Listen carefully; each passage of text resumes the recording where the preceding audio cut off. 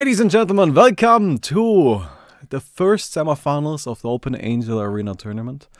It's going to be Way to Death versus Kindergarten, right? Yes. Yes. Yes. Yep. And Kindergarten's on the Radiant team. Way to Death's over on the Dire. Yeah, I was looking for like the specific names on either team, but I think they changed their names a little bit, which confused me for a second there. But yeah, so we are playing Captain's Mode, Undying instant first ban. I'm not too surprised by that. Like, we saw how effective Undying can be in our games yesterday. We had some problems going up against them. And also these upper echelon of teams, they all play each other a lot, so they know each other's meta. And Undying and Omni-Knight are insanely hot in the highest level play scrims. They get first pick, first ban like every single game. It's really, really ridiculous. Yeah. A lot of the heroes that we consider overpowered, they can just beat.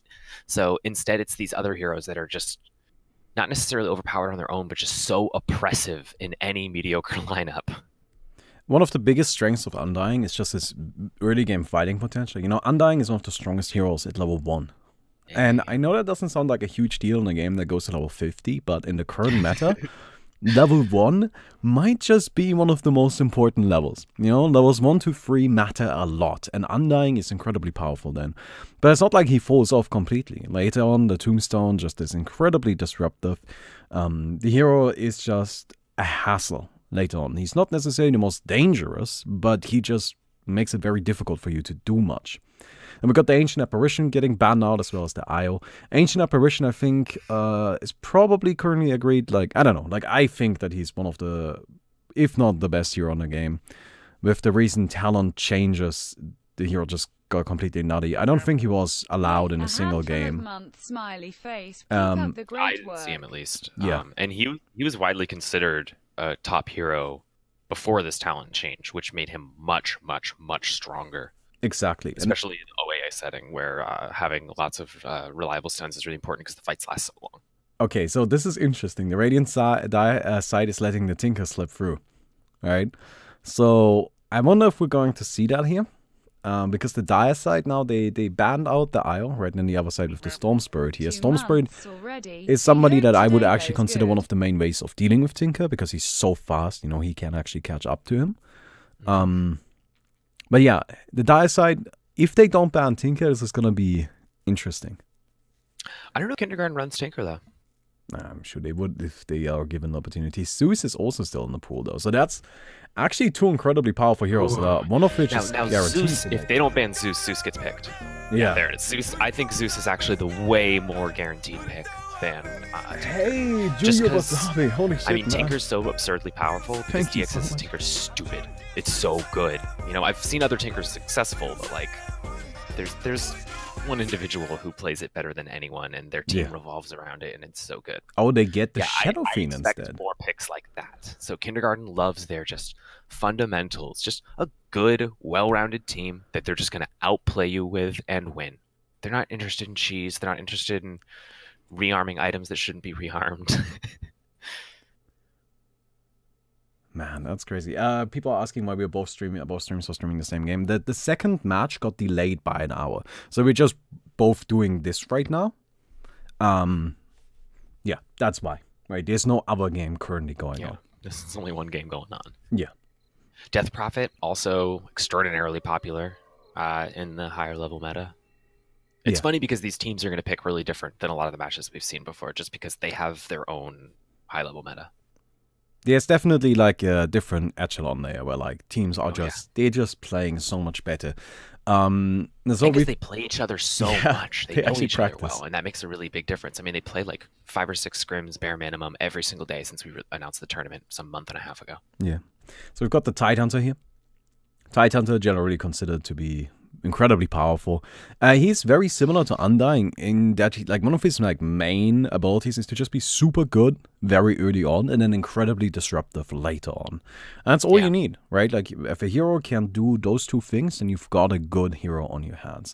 Centaur coming out. You know, Centaur kind of caught me a little bit by surprise yesterday, right? Yeah. We had to go up against one. He did super well. I remember like discussing that maybe me want to go for Centaur first.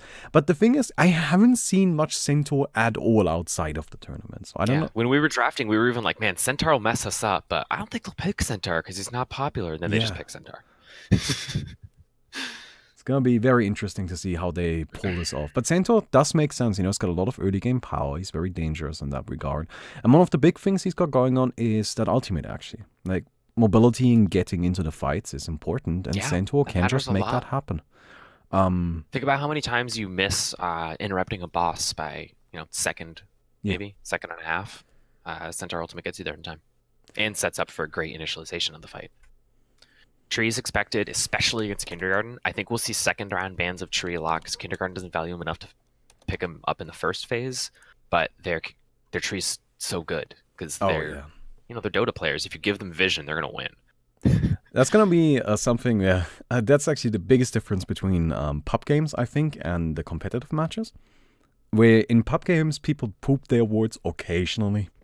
Yeah, sometimes they remember, and like you do well when you remember because you're like, now I got vision. But in these games, the vision war is a super active, ongoing thing for the entire game. It really matters. Who has vision? People will buy regular boards. People will flood the map with sentries and just try to have control over the vision of the entire map as much as possible. Right? There are some very obvious warding spots, which are now, of course, scouted out. People know about those, so the less obvious ones are becoming more and more popular. And remember at the start of the tournament season, OTA was the only team that would buy real wards, and they'd always ward the exact same spot every single game. Oh, how things have changed! If you ward there, it gets removed within 45 seconds. That shit's not staying there. Abaddon being banned out. That hero very powerful, super strong. Yeah, we saw some success with it on our team. Yeah, I'm not surprised to see him. We also saw it not work out once, but he's just so good that the ban's not unexpected. Well, I don't think we lost that game because of the Abaddon. I feel Abaddon still performed well. It just wasn't really quite enough from our side. We've got Wraith King being banned out. Now, Wraith King ban out, that may seem a little bit weird, but Wraith King actually brings something really interesting to the table, and that's his Aghanims. You don't pick Wraith King in OAA for any reason other than his Aghanims effect. I mean, he's like a reasonable hero outside of that, but just the ability to to give your team another 7 seconds of fight is incredibly powerful in here. Especially in final duels. It is so hard to close out a game against a Wraith King if they're remotely keeping up. And it's not even that people will just go Aghanims, but people will go Aghanims and Refresher. So they all die and then keep their team alive, but just not ever dying themselves. It's crazy.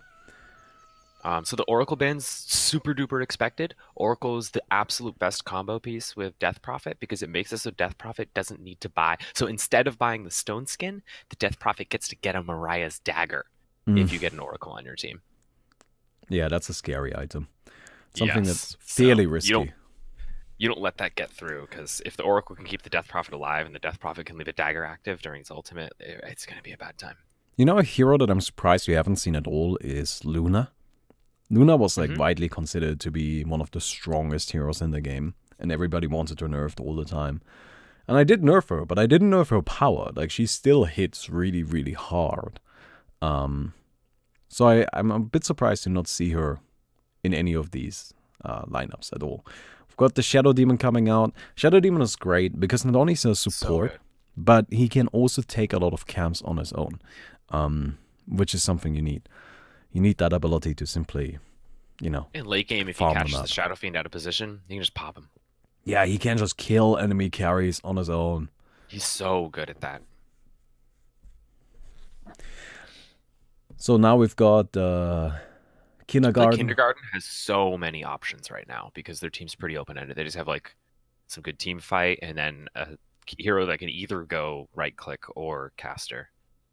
Yeah, it could be anyone here, really. Yeah, they have a lot of different options. So I think this pick will probably define the rest of their draft. Or they could just keep it open-ended till the very end. And they do probably want somebody that can at least keep them alive. It's very common to have some sort of defense. I mean, right now they have the Centaur Aghanims effect, which I assume they'll go for. Which is, of course, powerful, but I don't know if that's enough. You know, it's very bursty and fights in open range arena take a little while.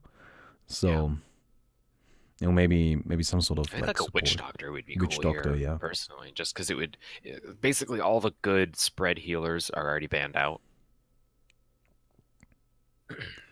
They're taking their time though, like they're thinking this one through, and that's good to see. It's gonna be the Pangolier. Nice, nice, very cool. Pangolier's great against Death Prophet because he can break through the stone scan. Yeah, Pangolier's passive, of course, just negates all armor. Open Ancient Arena goes into like a super late game, you know, far beyond the Dota late game. Heroes become immensely more powerful, and that means that resistances become much more important. Pangolier is incredibly strong because he just negates all resistance. Like, he just takes away your armor entirely, and then you die, basically, instantly. So, a good combo piece with the Pangolier is, of course, the Magnus, who's still in the pool. And I don't know if Way to Death wants a Magnus. Doesn't seem that strong here. No, they go for a Viper instead. Yeah, I would love to see the Magnus pick right here. I think if they don't pick it here, it gets banned with number 19. Gonna be the Rubik instead. I like that. I like Rubik. Rubik is very powerful. Super sick in OAA. He's so strong. I mean, his level 25 talent, which you always get because it's OAA, it's ridiculous. I mean, you see some high damage Ravages come out. Steal those Viper spells. If you get Shadow Demons, waves. Luna Ban, that's cool. You're just mentioning that. I wonder if there have been Luna picks in some of their scrims, and we just haven't seen it in tournament yet.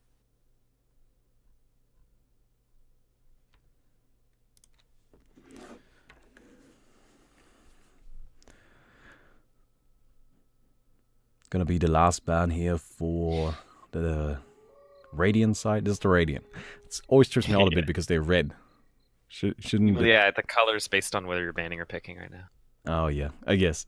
Because before it was really confusing knowing which phase you were in, and I added the colors, and no one's complained about that then. So yeah, I mean, when you're playing yourself, it's not that confusing. It's just anyway. Yeah. So I want to get a proper spectator view here. It'd be cool, just like normal. So I wonder if they value the Magnus. I wonder if maybe Kindergarten's known for not valuing Magnus, which is why they didn't get banned on that last ban. Because I feel like that last ban on Dire Team should have been Magnus. So that's actually what I was about to bring up. I feel like the Dire side, they kind of need some physical damage output right now. They just need somebody to kill things with, right? Like, they have a lot of like sustain, a lot of disable, a lot of like team fighting. They have the ability to clear camps. In all of those regards, they are fine.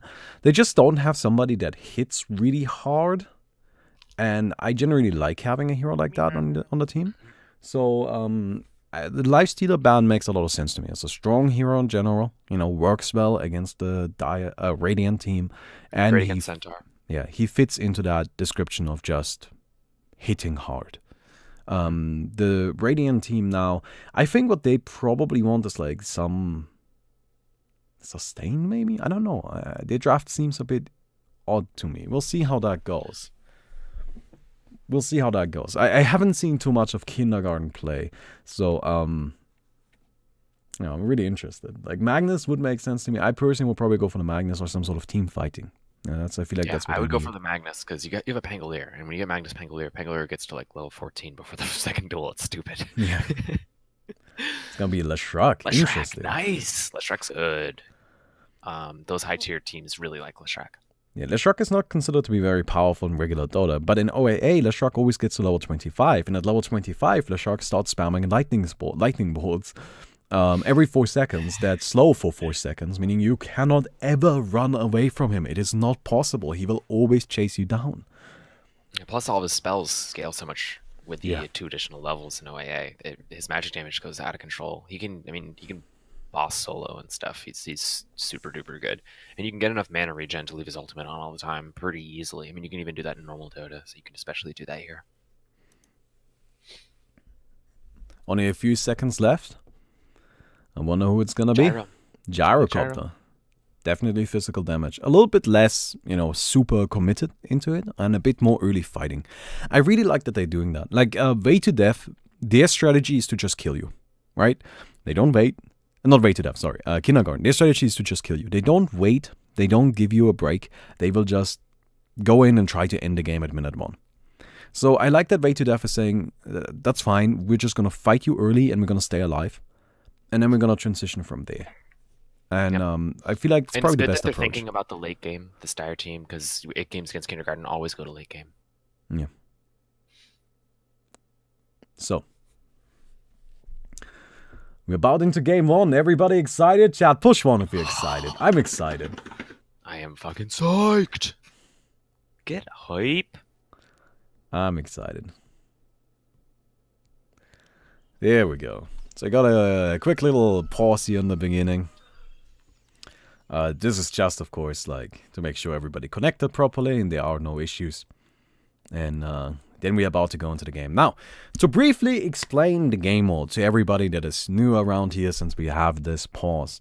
Open Angel Arena is an arena game mode. This is what the map looks like. You can see it's relatively small.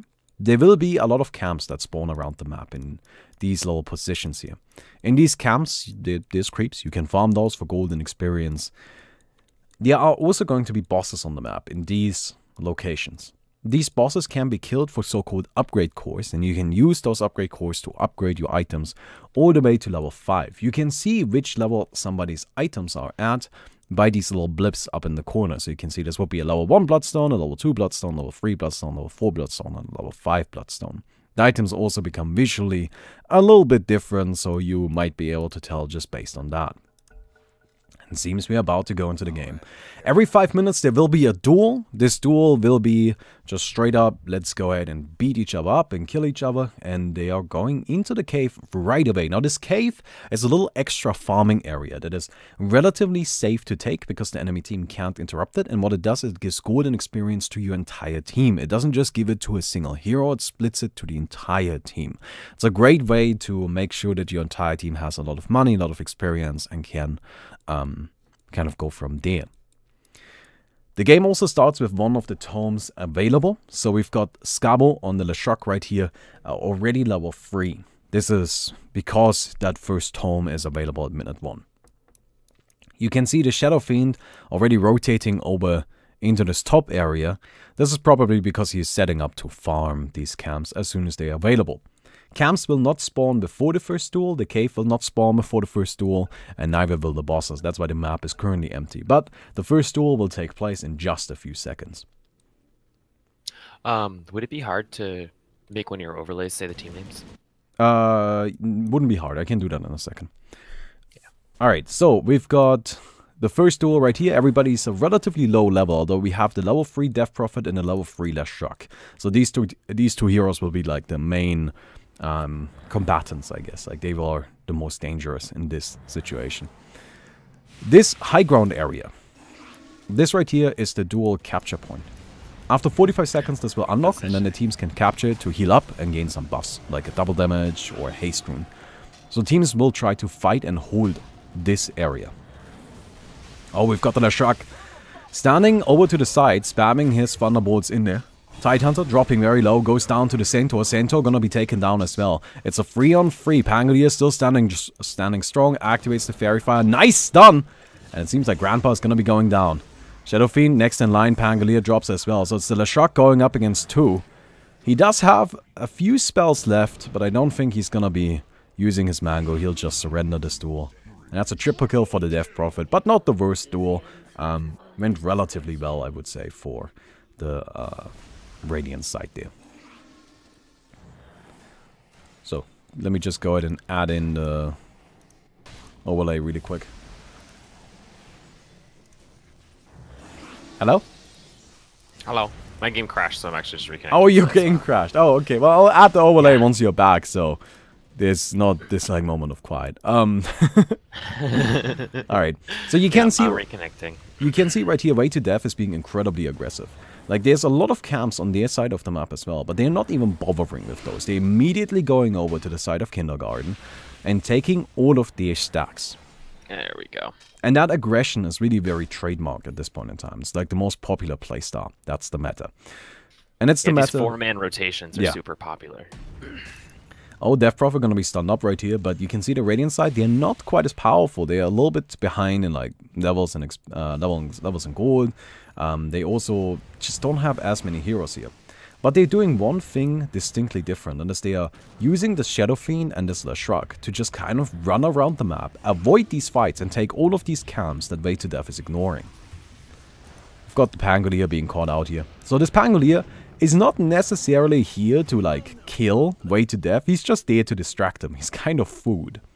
The main goal of the game is to get to 100 points. Now, you get points in two ways, which is you either kill an enemy hero or you kill a boss, and the bosses have now finally spawned.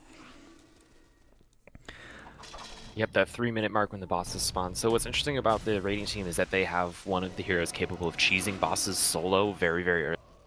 So Kindergarten's not famous for doing cheesy strats, but I wouldn't be surprised if they know about this one and value it enough to get the Shadow Fiend's raises maxed out and then immediately go on boss. Yeah. I'm just Lestrax farming adding great. in the thing really quick.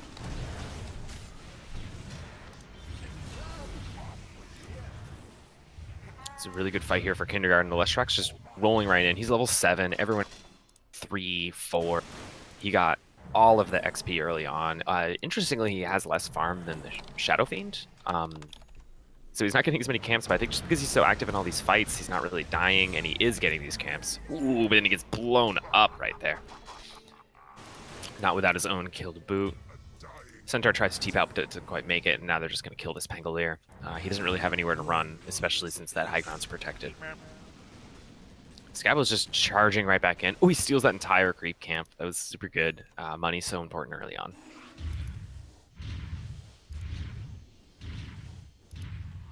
One of the important things with these early fights is that the point is not to get kills or to kill the enemy or to deal damage or anything. The point is to steal their creep camps.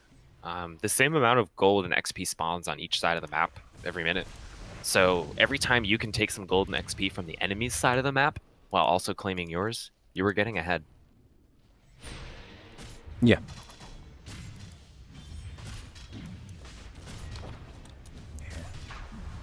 All right, we see both teams going for the boss attempt. Easily getting it, especially since both are doing it all as 5. They're not bothering any cheesy crap. They're just getting off the map, killing the boss quickly, and getting back onto the map.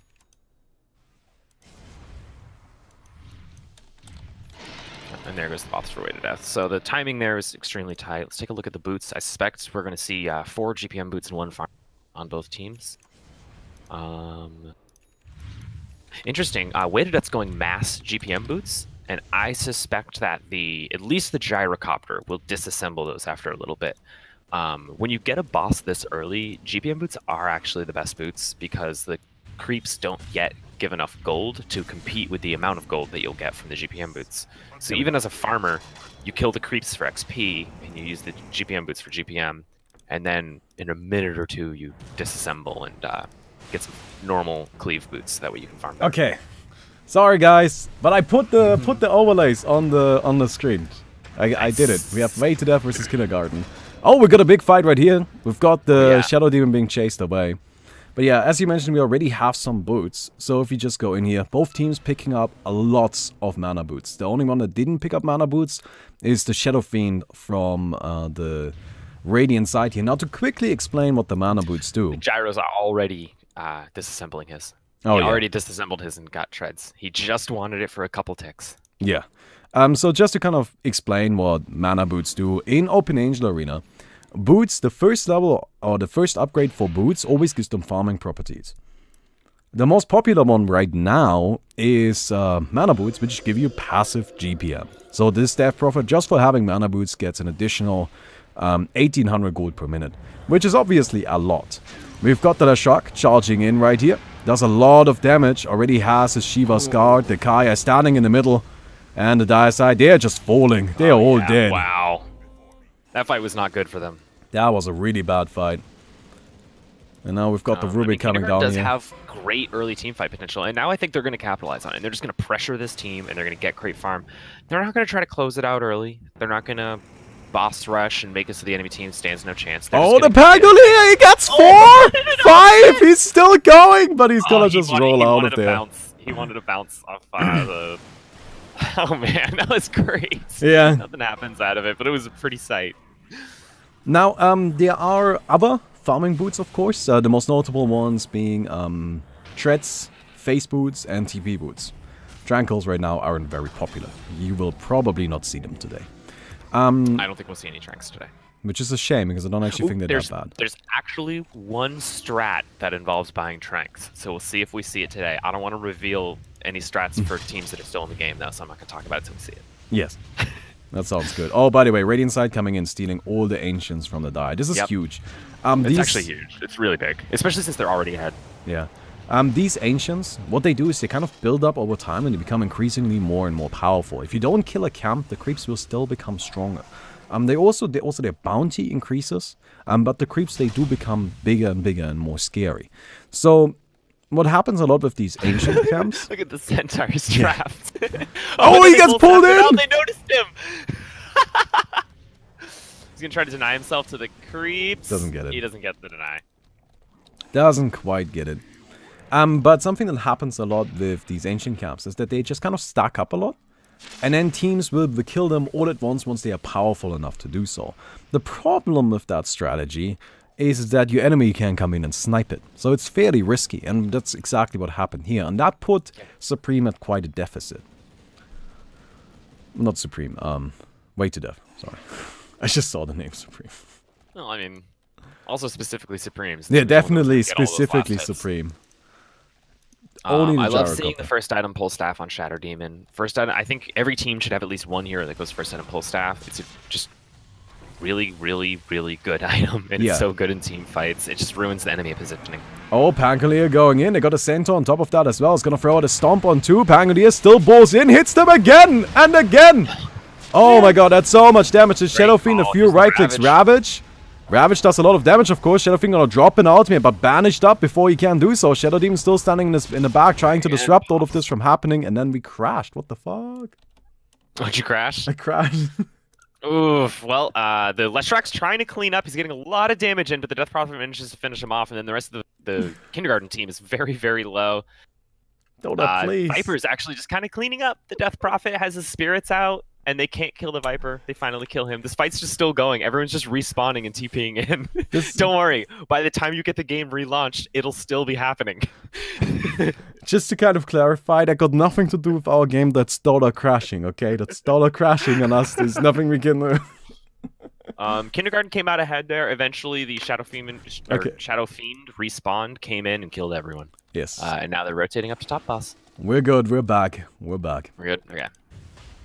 Oh, they're gonna go ahead and start fighting a boss right here. So this right here is one of the early bosses. He doesn't do very much. He's commonly referred to as the Cleaver. He just has great cleave, which is kind of dangerous because he does hit really, really hard. But as long as you just respect the cleave, you have one hero tank at once, and you make sure you don't get hit by the AoE effect, it's usually a fairly simple kill. They take down these two bosses. Doing the right reaction. Yeah. Now, what the Radiant is doing here is they're taking these Tier 1 bosses, and they're called Tier 1 bosses because they drop a Tier 1 core from the enemy side. Now, that is really, really dangerous for the Dire, because, well, that means they can't kill them themselves, and they really need those cores. So the Dire is going over to the Radiant side now to kill bosses themselves. Here comes Pangolier. Pangolier comes bowling in already, and just jumps out. He's just had enough. He doesn't care. Skabel comes running in. The Shadow Demon taking a lot of damage. We've got the silence on the shark. Can they kill him? Ooh, great Can he kill? Oh, the Pangolier with the huge jump, with the huge Q. The Dire side is falling apart. Everyone. Death Prophet on the retreat. The only one still alive. Man. What a fight. And they managed to poke the boss just enough that his heart doesn't really activate. So now they're going to be able to wrap up this boss, get this core, and get pretty far ahead with this swing. Grading team also, with that fight, scouts out that they have a charger. Yeah. Which is really, really important. Kindergarten just completely obliterating this fight. So this is huge. This means they've gotten 3 of the neutral Tier 1 bosses. There's only 4 of those available. Yeah, it's just a lot of resources in their favor now. They were winning, but weren't substantially ahead before, and now they are winning and substantially ahead. Oh, we got a smoke. Pangolier comes in. Cores oh, gets spawned immediately. Titan is still being stunned up. I like what they're doing with this Tide. They're not doing a lot of damage to him, so to not proc his Kraken Shell. But just kind of keeping him busy. The Ravage finally drops the shock. Gonna be going down right here. So the Dire is still standing okay.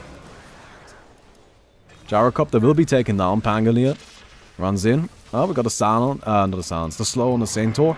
Viper is still trying to get something done here, but it's just not enough. It's just not enough. They don't do the damage they need. And despite killing the Leshrac, really, so far the Dire is not actually dominating this fight, but it seems they'll be able to close this out in just a second. Shiva's guards coming out, connect on the Rubik. The Pangolier goes down, and the Centaur War Runner now just trying to hide. Yeah, great fight for the Dire team, which they need. They're definitely struggling right now, so getting all these kills, all the net worth that they get from it. 'Cause of course, there's a rubber banding effect with assist golds. Yeah, so that was a good fight for them. They're gonna go ahead and kill themselves a boss now. So that's one of the weaknesses of the Dire strat. While they picked a team that can actually fight decently well early, and they were fighting decently well early, they just don't have that same boss killing potential that the Radiant has. And that's really what you can see come through here, right? They have the Shadow Fiend to just burst them down, the tons of magic damage from the Leshrac. Ooh, Pangolier catches a few of them up top. Oh. They're going to try to take down this Tide Hunter. He's just bouncing off the walls and keeping him stunned. Yeah, that's Pangolier Pangolier. ultimate. That's a great spot. I love Pangolier ultimates over by the boss pits because the walls are so close to each other. You can get some really nice bounces. Oh, we got the Viper throwing out quite a bit of poison on the Centaur War Runner. Centaur immediately going down. The Shark standing in the middle here. Goes up into the air with his Yules. Now trying to take down his Death Prophet, but Death Prophet, of course, fairly tanky. It's not going to be enough, though. The Shark on the retreat. He's level 9, going up against a level 21. Level 21 Leshrac. And that's probably one of the 23 Shadow Fiend. Yeah. It's one of the biggest differences right now, probably. Like, they are actually further ahead in experience earned than they are in net worth. The lowest level member of this Radiant team is the same level as the highest level member of the Dire team. Yeah. Don't want that to happen. Oh, we've got the Centaur coming in with the big ultimate. Stomp connects on two. Way to death. They're just not able to fight right now. I mean, it froze. Are we good?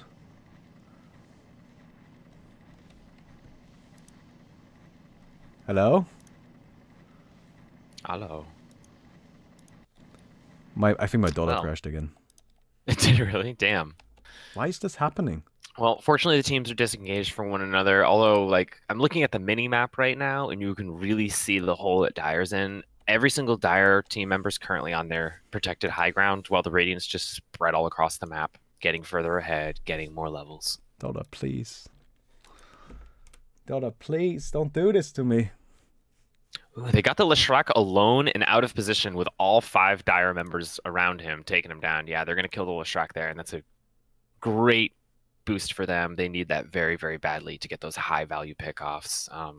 But while they were getting that pickoff, the Radiant team is getting 2 more bosses, and they're getting tier 2s now. So I don't really know what's going on, what's causing these crashes. It's really weird.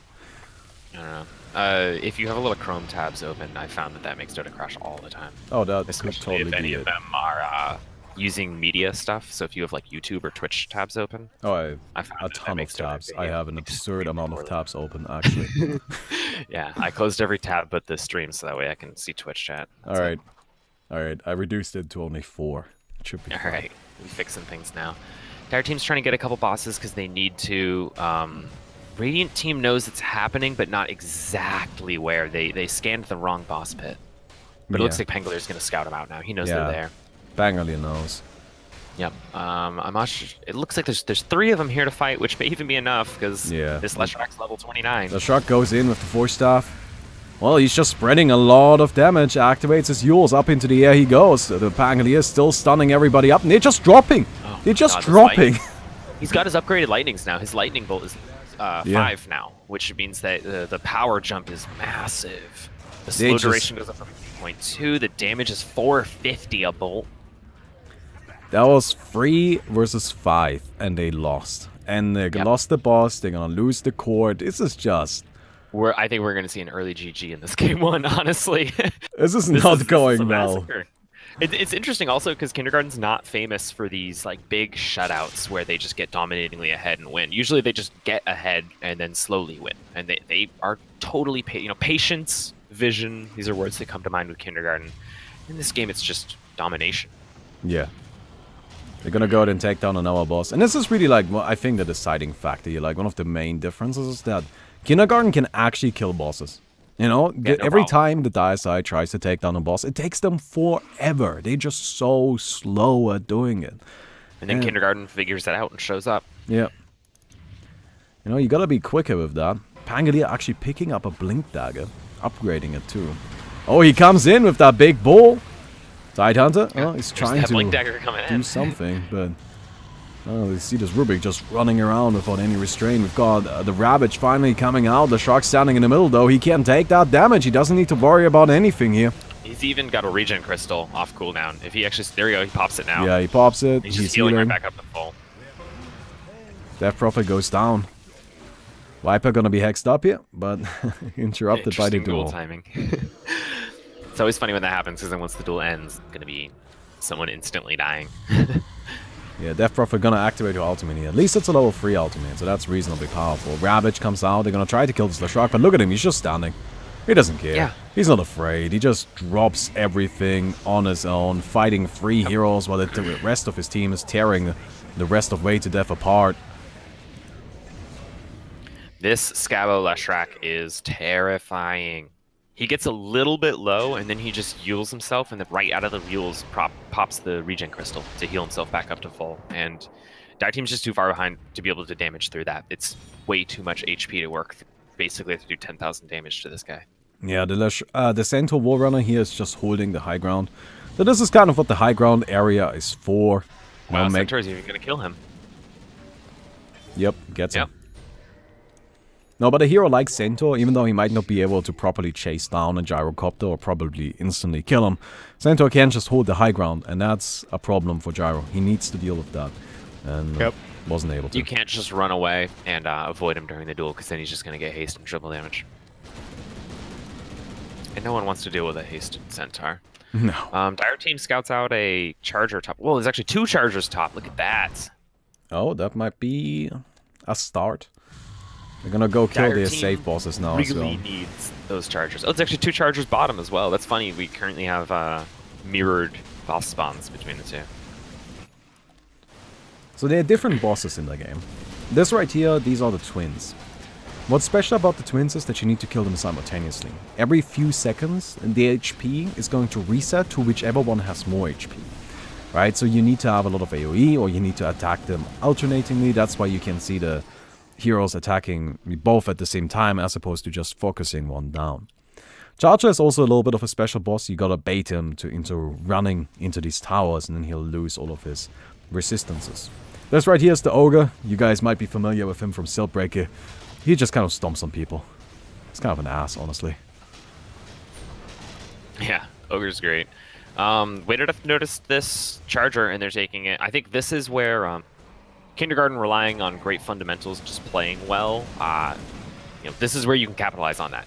Any other OAA team, you know, teams that are OAA players who play OAA and play on the meta, as opposed to just being good Dota players who also play this, they'll always try to scout out the boss spawns, and they'll always try to kill Chargers first, because they know that any team can kill a Charger.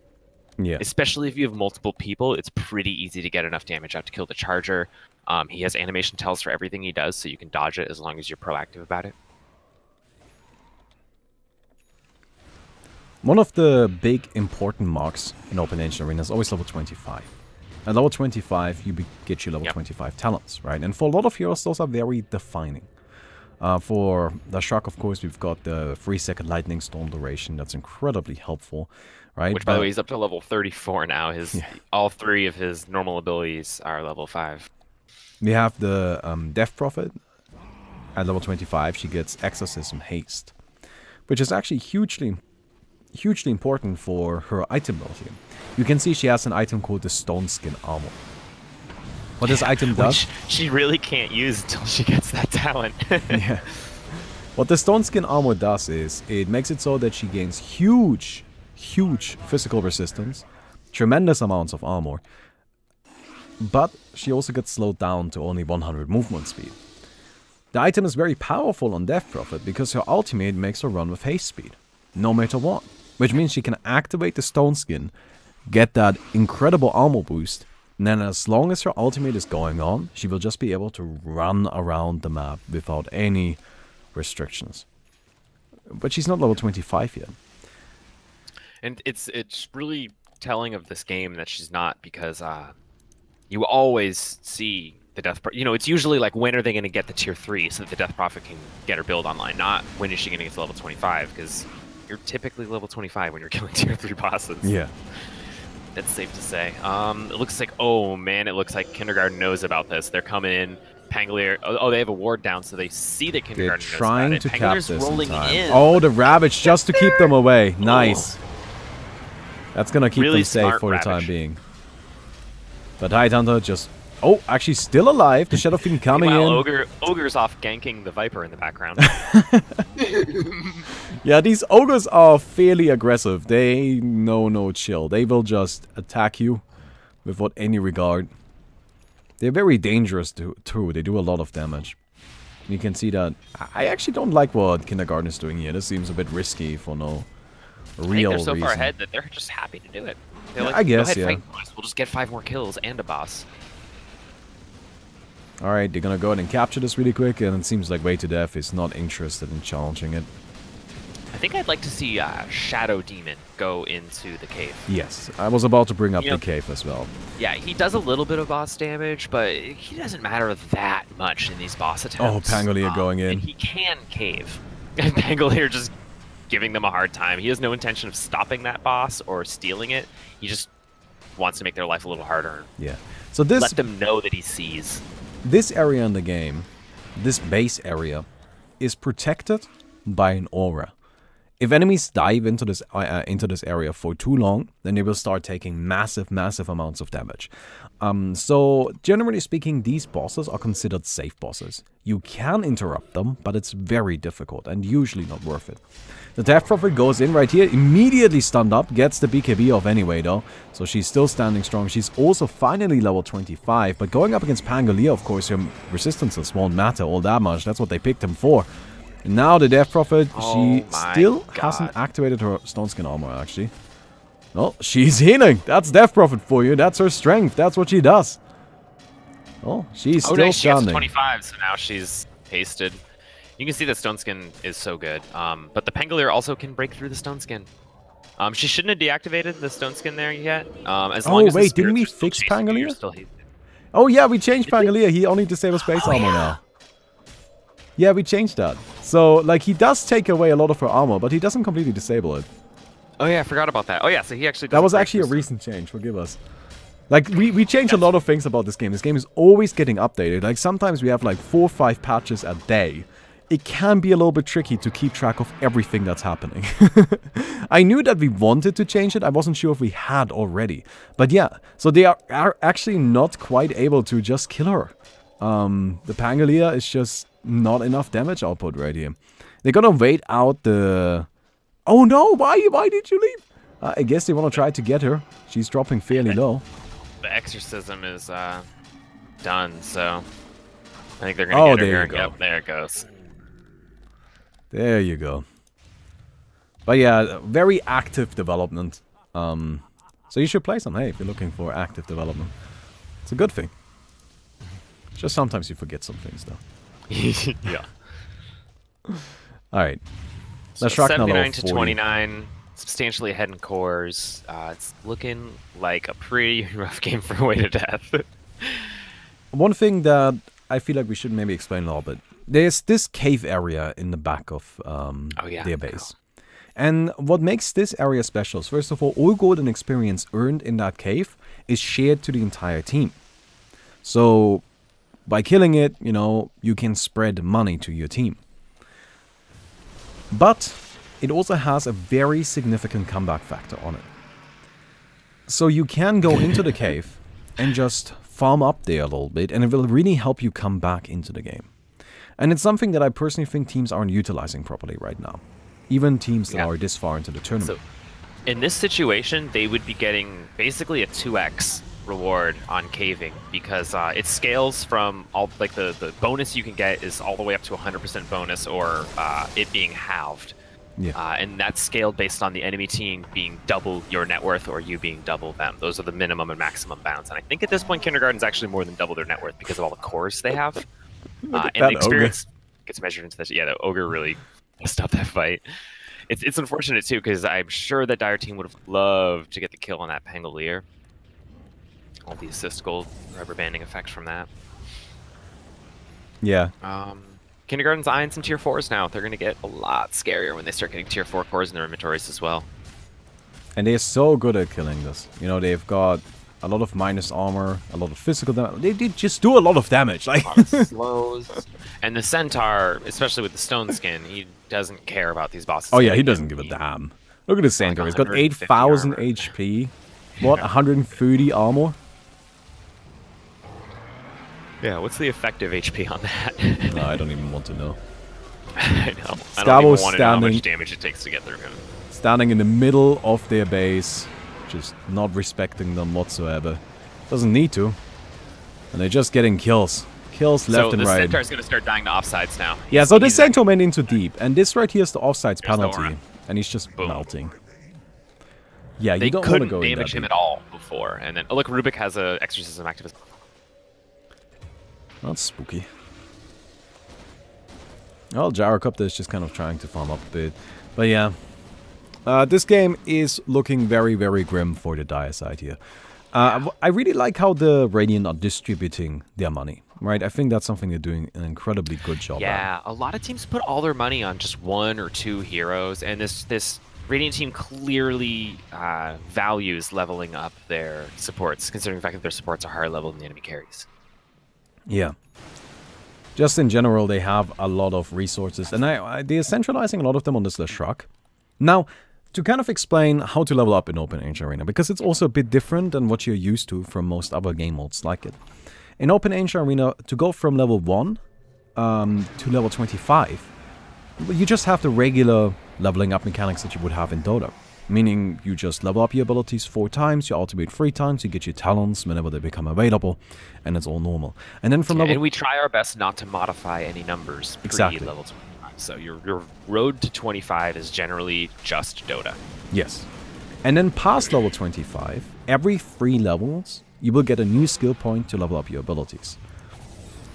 But you may only level up your abilities to level 5 or 4 for ultimates, and then past level 37 or starting at level 40, you can level up abilities to level 6 and level 5 respectively.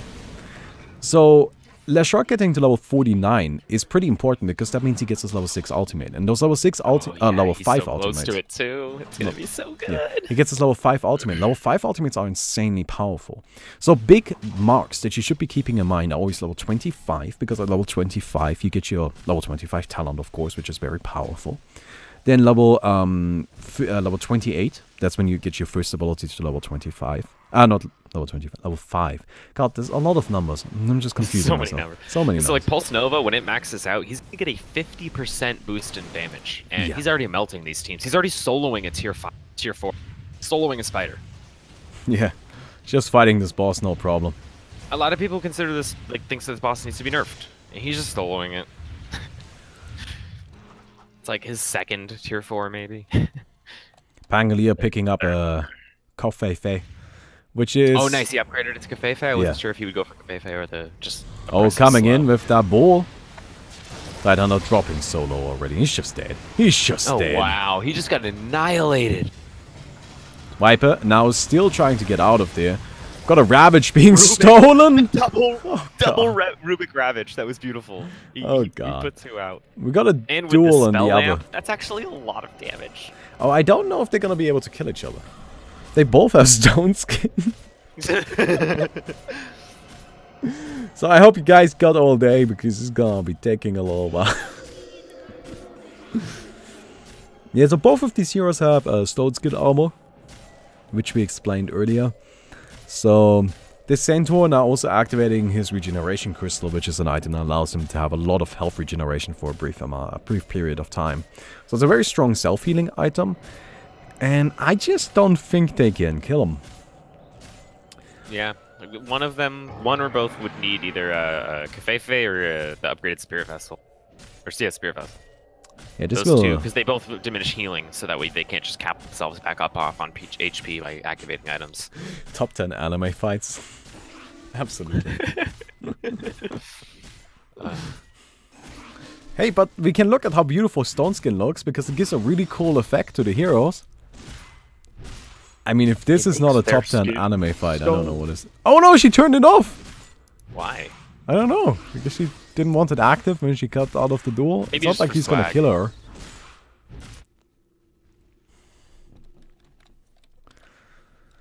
Alright, well, they're gonna go out and get themselves a tier 3 here.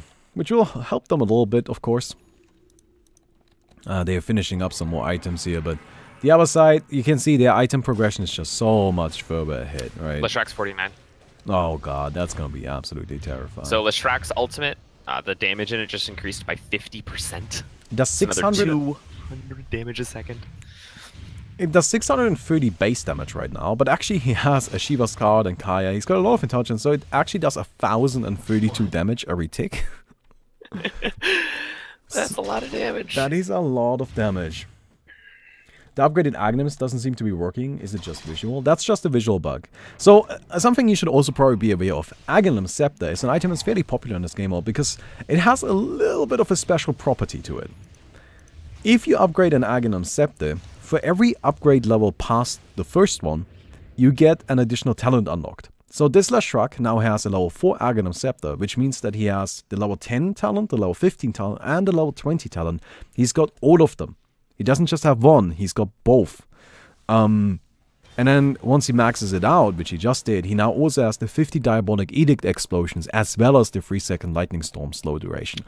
For some heroes, that is insanely powerful. I'm surprised actually that the Rubik hasn't maxed this out yet, but I guess he's running a little bit low on money here. Yeah, the Aghanims is really, really cool. When you're in-game as a player, like player perspective, it actually does update your talent tree to show that they're skilled. It's just a spectator bug that it doesn't. Yeah. But that's also why you'll sometimes see heroes have access to multiple talents. Yep.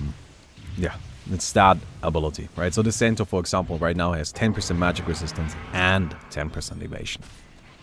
For some heroes that really matters, like Medusa can have +7 split shot attacks as well as, you know, doing all of her attack modifiers on each split shot. They're gonna go ahead and actually take themselves a tier 4 here, which is pretty important, like that's nice.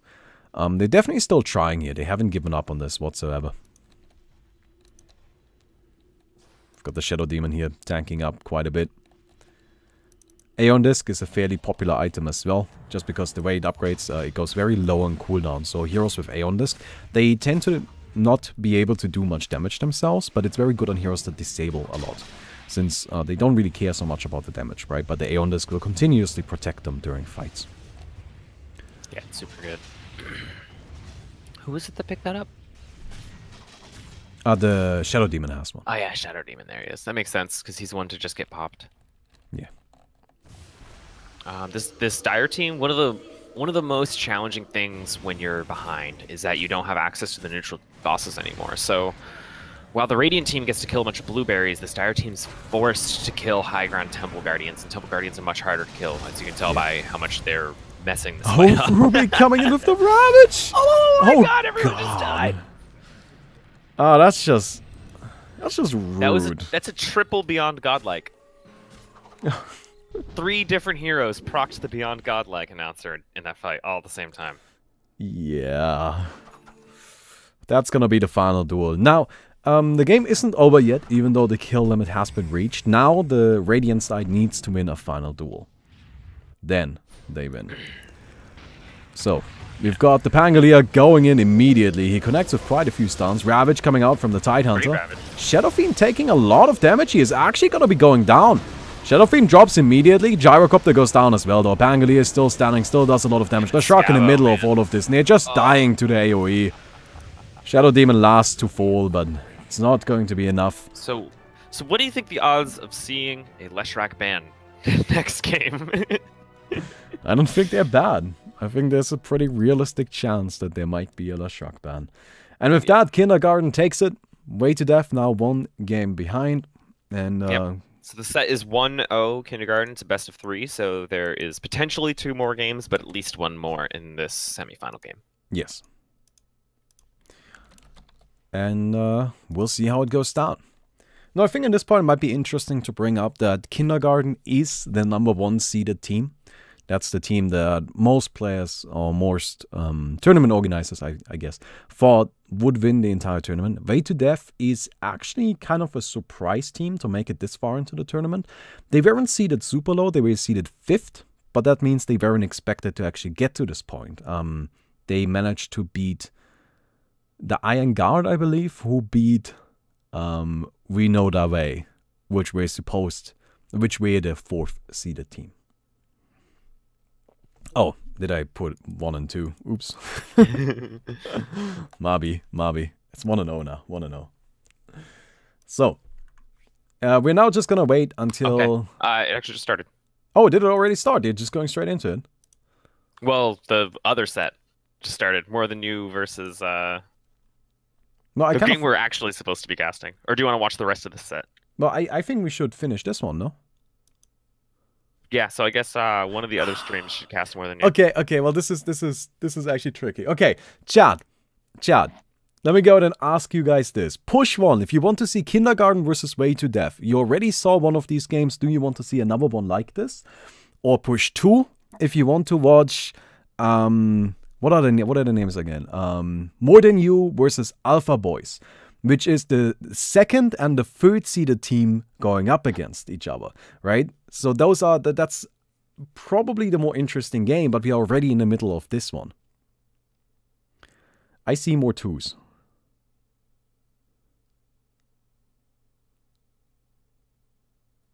Chris? I think I would like to watch More Than You versus Alpha Boys. I think I would like to watch More Than You versus Alpha Boys too. Yeah, it's fine. Yeah, I think it's also going to be a closer set. Yes, that's why I want to watch it. I think it's going to be much more exciting. To me, I'm convinced. That was not close. I am convinced. All right. I'm gonna stop the recording here then, and we're gonna go watch the other set. And this game is just gonna be happening off stream. The next game, or the next 2 games potentially. So